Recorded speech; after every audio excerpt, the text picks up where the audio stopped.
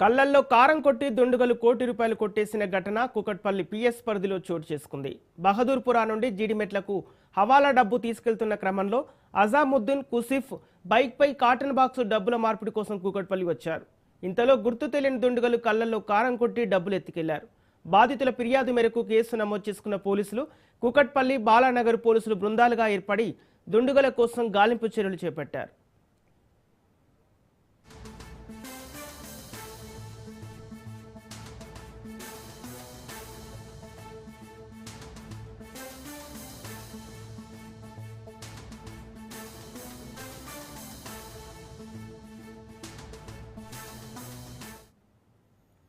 కళ్లల్లో కారం కొట్టి దుండుగలు కోటి రూపాయలు కొట్టేసిన ఘటన కూకట్పల్లి పిఎస్ పరిధిలో చోటు చేసుకుంది.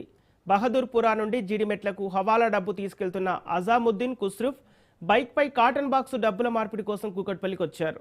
ఇంతలో గుర్తు తెలియని దుండుగలు కళ్లల్లో కారం కొట్టి డబ్బులు ఎత్తుకెళ్లారు.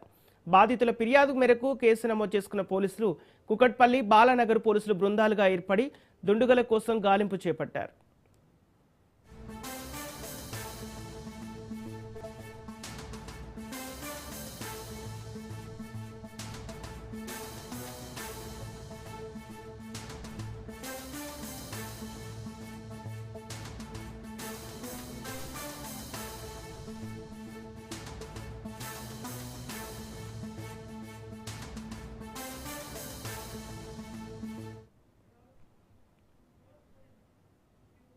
ఇదే అంశానికి సంబంధించి పూర్తి డీటెయిల్స్ మా ప్రతినిధి పవన్ అందిస్తారు.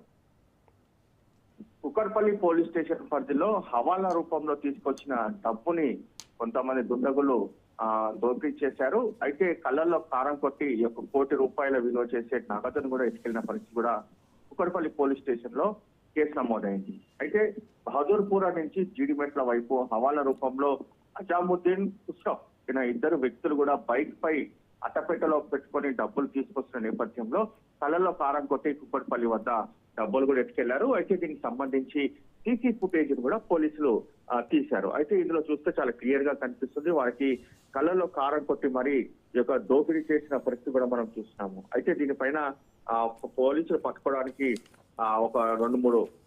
మూడు ప్రత్యేక టీమ్స్ కూడా ఏర్పాటు చేశారు. మూడు ప్రత్యేక టీమ్స్ కి సంబంధించి కూడా ఆ నిందితులు ఎవరై ఉంటారనే దానిపైన కూడా ప్రధానంగా ఆరా తీస్తున్న పరిస్థితి కూడా చూస్తున్నాము.